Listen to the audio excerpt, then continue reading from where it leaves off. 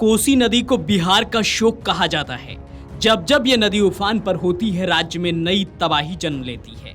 अब एक बार फिर से कोसी नदी ने रौद्र रूप धारण कर लिया है। इसकी वजह से राज्य सरकार ने किनारों से सटे लोगों से सावधान रहने की अपील की है। बता दें कि बिहार में बाढ़ से हर तरफ बर्बादी का मंजर है। दरअसल कोसी नदी पर बने बीरपुर और वाल्मीकि बैराजों से सुबह 5 बजे तक कुल 6.61 लाख क्यूसेक से भी ज्यादा पानी छोड़ा गया। पिछले 56 सालों में ऐसा पहली बार हुआ है जब इतनी ज्यादा मात्रा में पानी छोड़ा गया है। पानी छोड़े जाने के बाद राज्य के उत्तरी, दक्षिणी और मध्य हिस्सों में बाढ़ की चेतावनी जारी की गई है। अधिकारियों ने कहा है कि इससे 13 जिलों के 16,28,000 से ज्यादा लोगों की स्थिति खराब हो सकती है। जल संसाधन विभाग की टीमें 24 घंटे मौके पर मौजूद हैं और तटबंधों की निगरानी कर रही हैं। किसी भी तरह का कटाव या खतरे का पता चलते तुरंत उसकी मरम्मत की जा सके। राज्य के जल संसाधन मंत्री विजय कुमार ने बिहार के लोगों से कहा है कि डरने की जरूरत नहीं है। उन्होंने आगे कहा कि पिछले 2-3 दिनों से लगातार बारिश के बाद राज्य भर में गंडक, कोसी, बागमती, बूढ़ी गंडक, कमला, बलान और महानदी, बागमती और गंगा नदियों का जलस्तर बढ़ रहा है।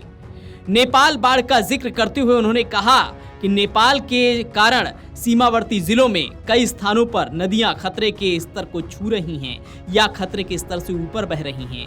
वहीं जो क्षेत्र पहले से बाढ़ से प्रभावित हैं, वहां अभी भी बारिश हो रही है, जिसके चलते बिहार के कई जिले बाढ़ की चपेट में हैं। राज्य की 13 नदियां खतरे के निशान से ऊपर हैं। उन 13 नदियों में गंडक, कोसी के अलावा गंगा, बागमती, बूढ़ी गंडक, कमला बलान, ललबकिया, अधवारा, महानंदा, घाघरा, लखनदेई, परमान और पश्चिम कनकई नदियों का जलस्तर लाल निशान से ऊपर पहुंच गया है।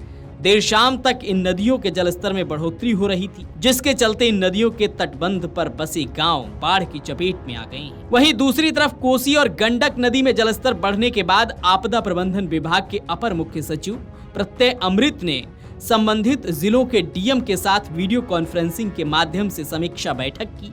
उन्होंने जिलाधिकारियों को बाढ़ प्रभावित जिलों में जरूरत के मुताबिक राहत शिविर, सामुदायिक रसोई और चिकित्सा शिविर की सुविधा उपलब्ध कराने के निर्देश दिए। एसडीआरएफ और एनडीआरएफ की जिले में तैनाती को लेकर भी चर्चा की गई। बैठक में एसडीआरएफ और एनडीआरएफ टीम कमांडर को निर्देश देते हुए अपर मुख्य सचिव ने कहा कि आपदा मोचन बल हमेशा अलर्ट मोड में रहे, प्रभावित जिलों में सतत निगरानी रखी जाए। उन्होंने बताया कि सुपौल में 4, मुजफ्फरपुर में 2, पूर्वी चंपारण में 1, पश्चिमी चंपारण में 2, गोपालगंज में 2, छपरा में 2, सहरसा में 3 एसडीआरएफ और एनडीआरएफ की टीमें भेजी गई हैं। तो इस तरह से नेपाल में जहां भारी बारिश के बाद बाढ़ आई और वो पानी कोसी नदी के जरिए अब बिहार में पहुंच गया है, जिससे हर तरफ बर्बादी का मंजर है, हर तरफ जल प्रलय की तस्वीर है और आगे भारी बाढ़ का अलर्ट जारी किया गया है।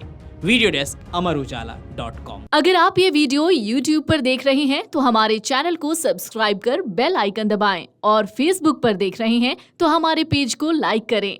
8 मिलियन प्लस सब्सक्राइबर, आपके इस भरोसे के लिए बहुत धन्यवाद।